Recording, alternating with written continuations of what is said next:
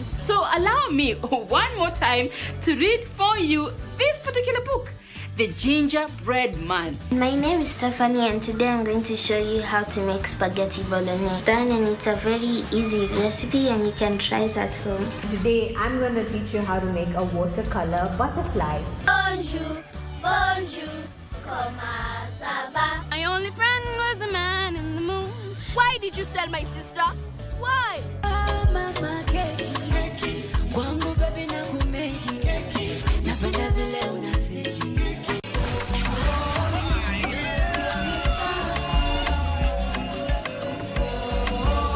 Want to delve on a conversation about generational patterns, generational altars. Pia kwetu tumekwambia tumezaliwa tukiwa 6. Mimi number 5. Big number 5 wenye walikuwa mbele yangu hawako wamemaliza shule. Number 1 after kufika class 7 alitoroka actually. Akaenda Somalia kutafuta life. Yeah. Number 2 6. So unaona tunakuja kama tunarudi chini kutoka class 7. Huyu mwingine second born akadrop yake akiwa class 6. That born alijaribu sana. Akadrop akiwa class 3. Class 3? Yeah, class 3. Na wazazi wako wanaleta noma nini? After amechapa mtu huyu akaenda. Niliamkanga tu nikaketi chini nikaambia God, if at all it's your will, niendelee kukaa kwa hii marriage, wacha nijue leo. Sasa Mungu ameniambiaje? Kalenga kubwa. So that's how I left. Na ni mbio, asifikirie kuja kwa nyumba kuja pata unapaka. Ndio itakuwa tuna story nyingine mbaya. Mimi na feel something would have been done back then. Maybe kama prayers wange dig deep, hii kitu ingetuokolea kina sisi sasa. So hiyo kitu nilionanga na ni kitu yenye jumi ndio nimeidentify hiyo shida. So nisiposimama nivunje hakuna mwenye ataivunja.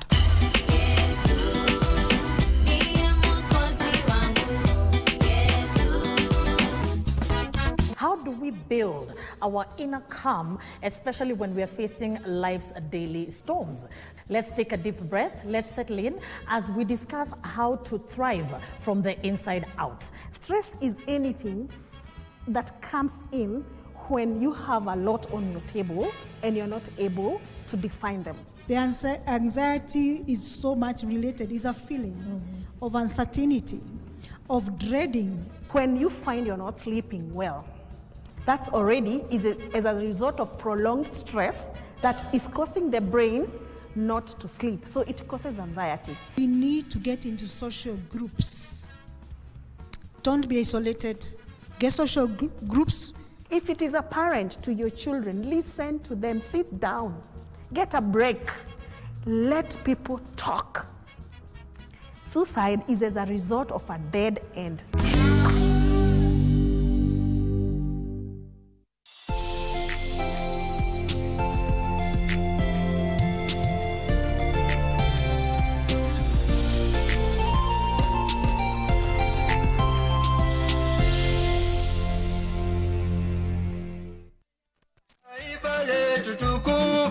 Kenya tunayoipenda, Kenya nchi tunayoipenda, tajivunia sana tukijiita wa Kenya, nchi yenye bara. Well, good morning and thank you very much for joining us at 7:15 a.m.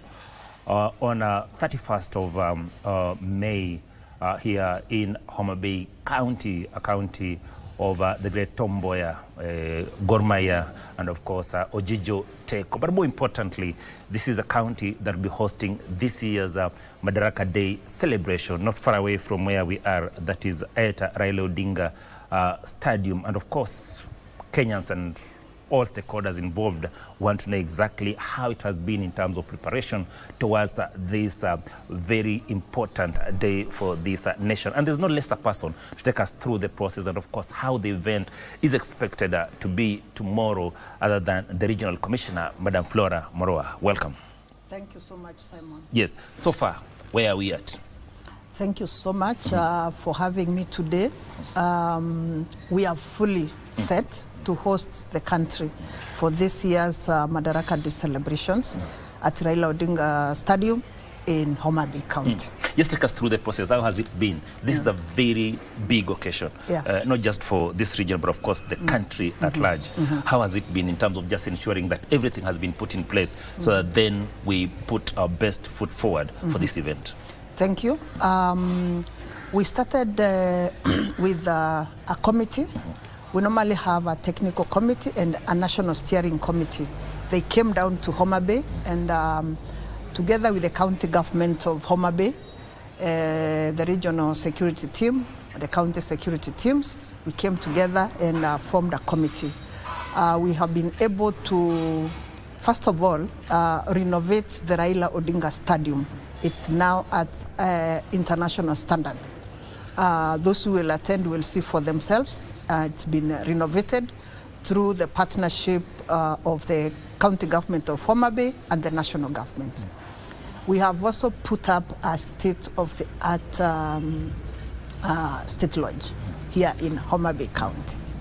We have been able to grade and upgrade roads within the town to bitumen standards. You realize that we even have now a dual carriageway starting from the Mbita diversion all the way to the stadium. So the road has been dualed just to make sure that our people do not experience any difficulties as they try to come to Homa Bay County. We also have many entertainment groups that have been practicing and they are now ready to entertain our people. All those preparations are ready. Fantastic. Quite an effort. Yeah. People will be looking at this as a just celebration. What does it mean for the region? For the region, it's an honor. Let me say it's a big honor for the people of Nyanza and for the people of Homa Bay in particular to host the country, because since the year 2016, when celebrations were devolved to the counties, the national leadership comes to that particular county. So tomorrow we are going to have all the national leaders here in Homa Bay County, and we are very happy and excited to host them. We have gotten a lot of benefits out of this, as I've just mentioned about the roads, the stadium. Of course, even our economy has improved a lot. All our hotels are now fully booked. And all those benefits are for the people of Homa Bay County. So basically all roads will be leading to Homa Bay County. Yes. Especially for the top leadership of the country. Yeah. And of course now people coming from Homa Bay County. Yes. But also what we wanted to know, and also you wanted to make it very clear, that this does not mean that celebrations at the county level in other counties that are actually surrounding Homa Bay County will stop. Thank you. I want to make it very clear that in Nyanza region, we have 6 counties. And all those other 5 counties will be hosting their own Madaraka Day celebrations. Of course, we don't expect everybody to come to Homa Bay. Although we expect a big number of people to be here, but we will have celebrations at the county level, sub-county level, at the divisional levels in all the other counties of the region. Yes. This, of course, has excited locals. Yeah. And, of course, everyone will actually be coming to Homa Bay County. And no doubt we're expecting a huge crowd of people to actually come and participate or just witness this particular event. Yes. Can you just take us through the process in terms of ensuring that those that will actually be coming, what time they expected to be seated, those that are actually coming, where they are supposed to park their vehicles, so that then we ensure that even as people come into this town, there is actually smooth flow of events, so that then there's no, snarl up. Thank you, Simon. So I mentioned that we have a technical committee that has been planning all this, and we have a subcommittee of the same made up mostly of the security agents, which is multi-agency involving the National Police, the KDF, everybody else. And we have been able to come up with a traffic plan for the town. And many roads will be closed within the town, just to make sure that traffic flows smoothly within the town. We have also identified several surrounding institutions where people will park their vehicles. Where I will be mentioning them briefly during the other press briefing that we are going to have, but there are very many and they are sufficient for all the people we are expecting. The Raila Odinga Stadium has a capacity of 12,000, and we are expecting more than that number. We have therefore identified Homa Bay Secondary School as a holding ground for those people who may not be able to have a seat in the stadium. Yeah, and they will be able to see what is happening because we have screens at the Homa Bay Stadium. So I don't expect any issues in terms of even the crowd control. We have made sure that we have deployed enough security officers to ensure that everything runs smoothly. That was actually my next question in terms of just ensuring or assuring those who will actually be attending this particular event in terms of security. Yeah. Such huge number, yes, of course, brings with it challenges. Yes. How prepared are we in terms of ensuring that each and every person who comes here is actually secure and everything that is actually going to run according to the law? I mentioned that we have an order where we have deployed enough security officers to ensure that everything runs smoothly. But Simon, you realize that in most cases, our security begins with us, and I therefore wish to request the residents of Homa Bay and everybody who will be coming to attend this celebration to cooperate with the security agents. If, for example, you are told to park somewhere, please park at that particular place, because there is a reason why we designated that particular place for parking for different categories of vehicles.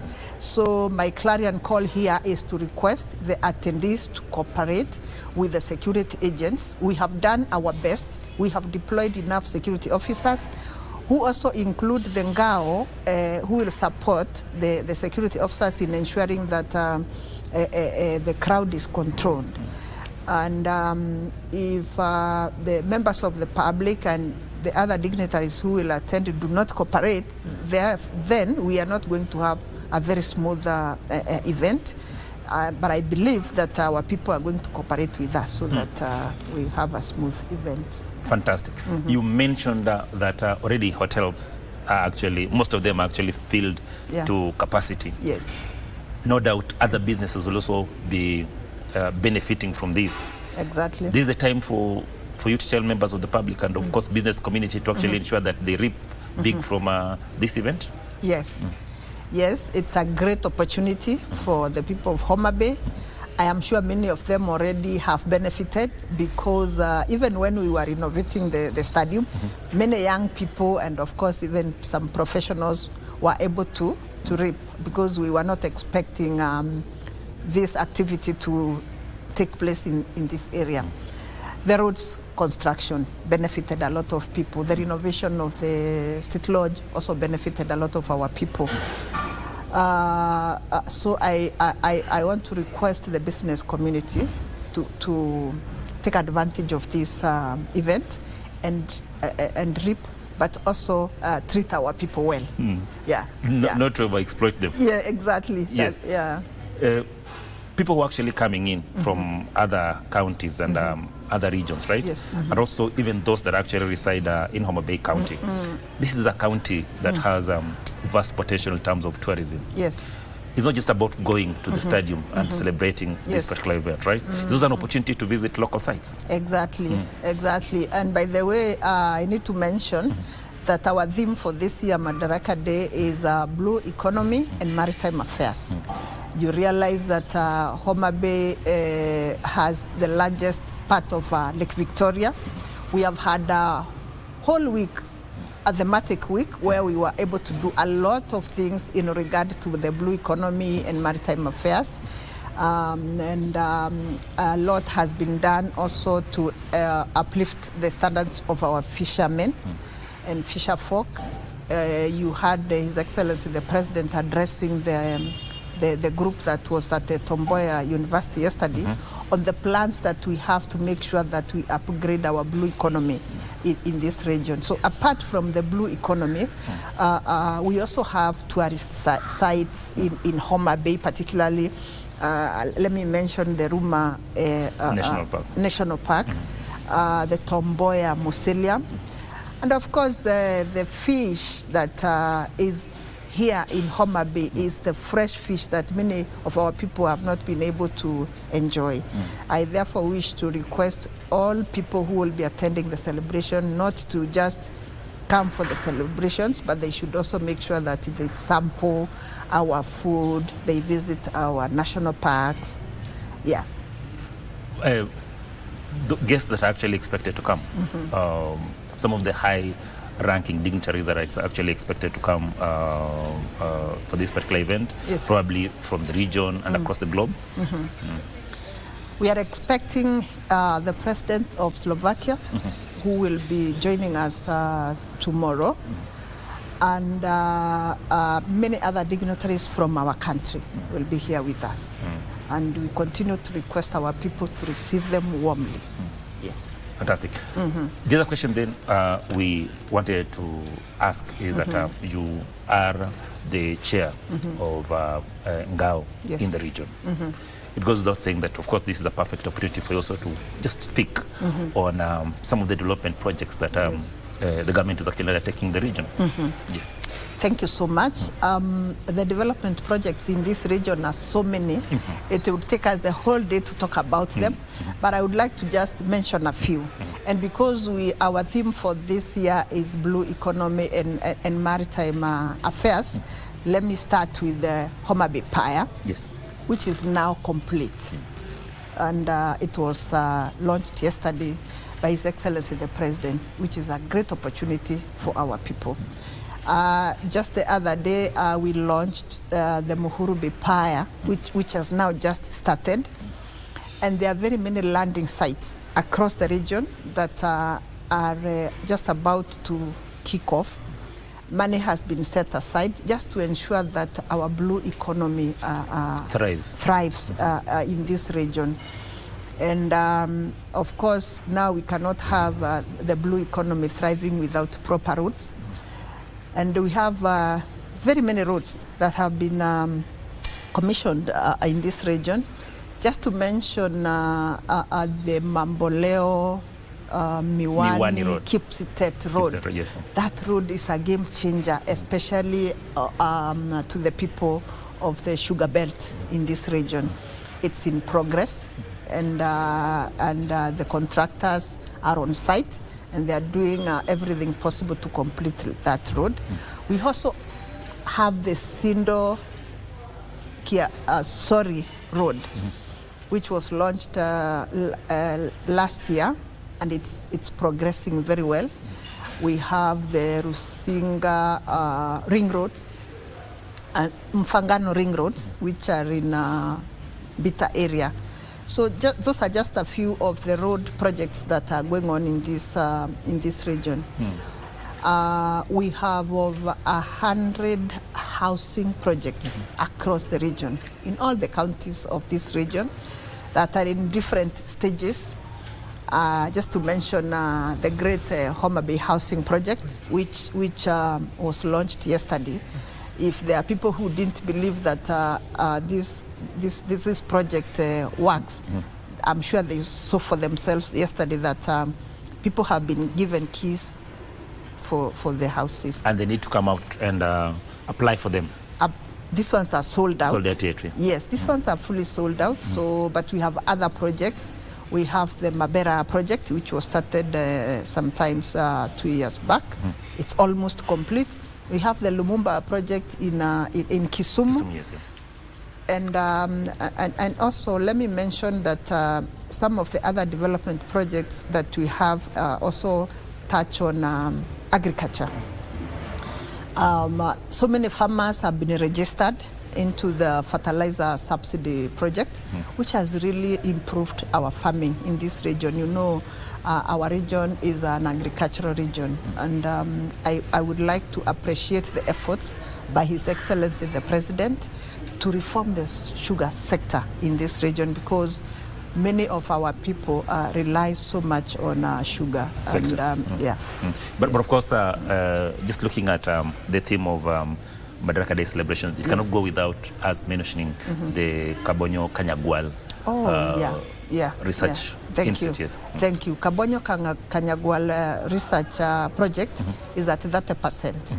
And the contractor there is working very hard to ensure that by the end of this year, that project is complete. It is going to be a game changer in terms of fishing in this region.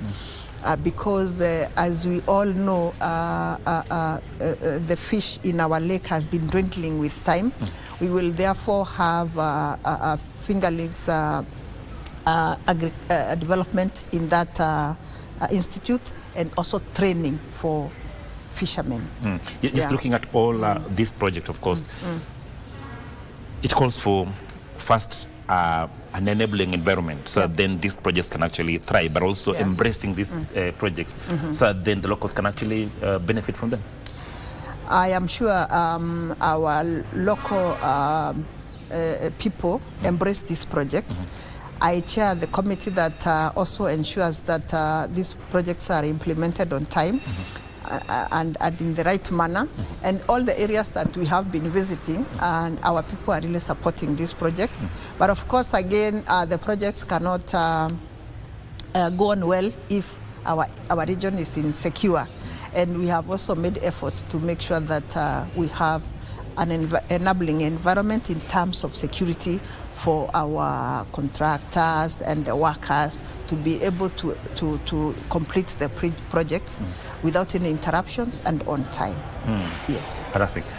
Tomorrow is a great day, right? Yes. And no doubt we'll be having very many leaders coming. Yeah. Both politicians and, of course, technocrats, right? Yes. And there is a tendency of people wanting to turn such gatherings into political supremacy battles. Just your word to politicians, so that even as they come tomorrow, then they must understand that this is a national event. Yes. Thank you so much. My message to our politicians is that this is a national celebration. It's not going to be an event where politicians will be allowed to showcase their supremacy. And of course, Kenya is a very democratic country, but there is time for politics and there is time for national celebrations and, of course, other activities in the country. I therefore wish to request all our leaders to respect the National Day. We have requested the members of the public through various channels not to come to the stadium donned in any party colors. Yeah, we are all Kenyans and we are celebrating Kenya. Maybe if they wish to carry flags, that is good enough, but tomorrow is not a day for politics. Purely a national event. Yeah. What time are we supposed to be seated in the stadium? Thank you so much. The numbers that we are expecting are quite huge, and we therefore expect people to be seated in the stadium by 6 a.m. Yes. When you come later than that? I mentioned earlier that we have another ground at Homa Bay Boys High School where the overflow will be allowed to follow the proceedings of the celebrations, because we will be having screens, but we would want as many people as possible to come early and be seated in the stadium. Entertainment is also a very big part of such celebrations, right? Yes. And most of the people will actually be looking forward to actually enjoying the entertainment, of course, just seeing the soldiers marching, and of course also the fly past. Yes. All these things have been put in place. What is on the bouquet? If I tell the members of the public what is in the bouquet, we are going to spoil. We are going to spoil it. It might actually trigger them to come. No, I want to promise the members of the public that we have big names entertaining us tomorrow, and they should come for them and see for themselves. Labas of Ohangla? Ohangla will be there. We cannot be in Homa Bay without Ohangla. It will be there. We will have gospel, and of course we will have traditional dances. And you mentioned the parade. The parade has been fully rehearsed, and the officers who are doing that are prepared to ensure that the people of Homa Bay see what they always see in Nairobi for themselves. So I just wish to request members of the public to turn up in big numbers and enjoy the National Day. Anything else that you actually would wanted to have told us but we have not asked? Thank you so much. I wish to once more request members of the public to turn up in good numbers and repeat that we should cooperate with the security agents so that we have a smooth and a memorable day to remember the 62nd Madaraka Day celebrations in Homa Bay County. Yes, everything has been prepared for them. We have a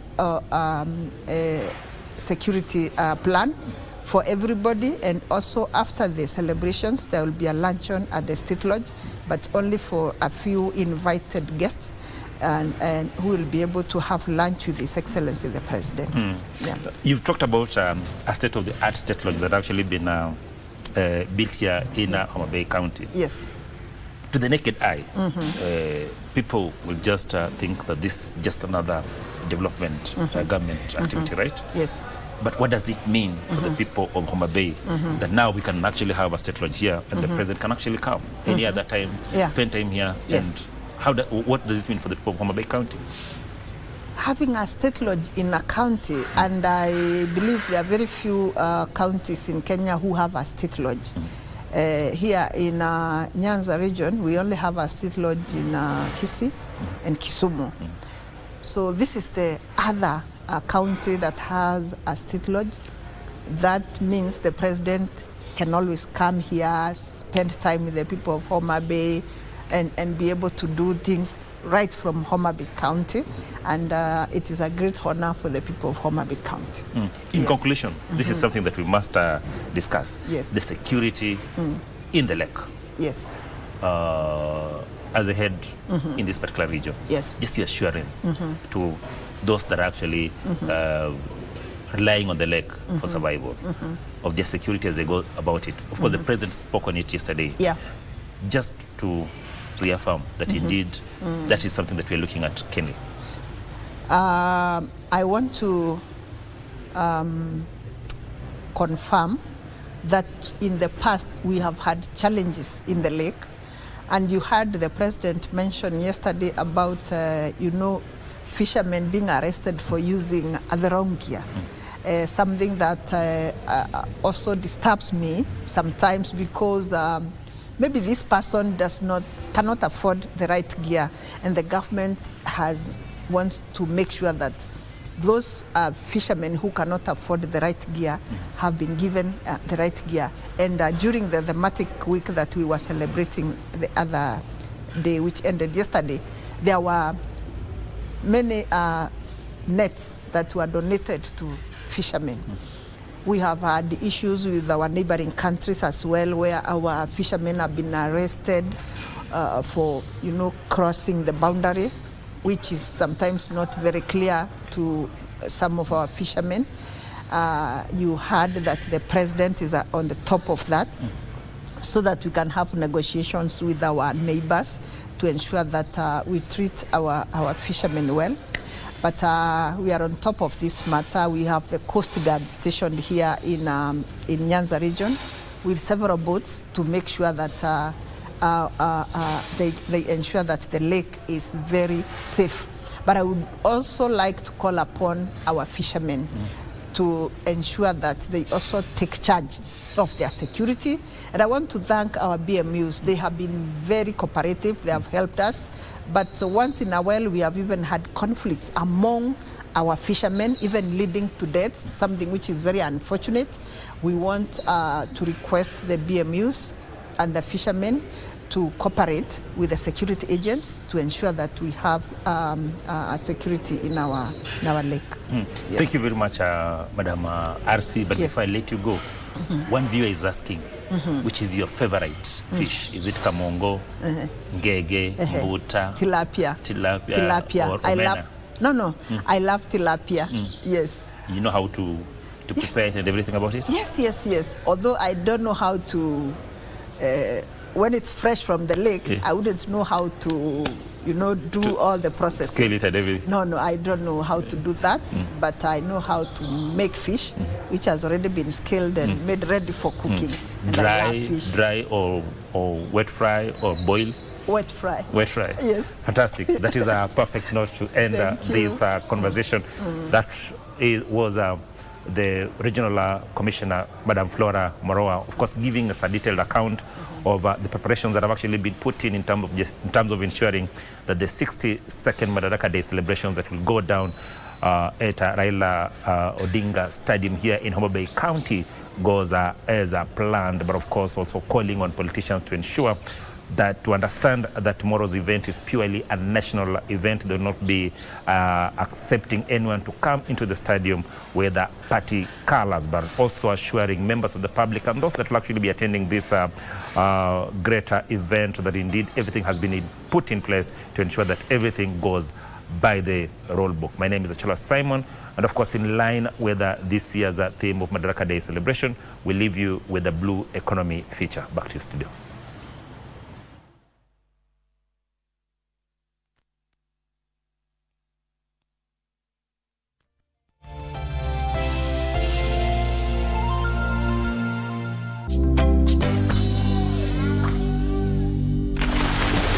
The unlocking of the potential that exists in our blue economy resources is an exercise that we are seized with and we must deliver on. Bahari, maziwa na mito, maji yetu. Kila kuchao yanang'aa na kupendeza. Shughuli mbalimbali kote nchini zinahakikisha kuwa sekta ya uchumi wa majini inachangia ustawi wa taifa letu. Kwenye bandari za Mombasa, Lamu na Kisumu, meli zinatia na kung'oa nanga. Wavuvi, wafugaji wa samaki, wafanyabiashara, mabaharia, wataalamu, wawekezaji, taasisi zetu na washikadau mbalimbali wote wanachangia kunawiri kwa sekta hii. Tunapoadhimisha miaka 62 ya kujitawala, juhudi za pamoja zinaelekeza taifa hili kwenye mkondo wa kumfaidi kila Mkenya kutokana na rasilimali za majini. Sekta ya blue economy ni sekta muhimu sana kwetu sisi kama taifa, kwa sababu ni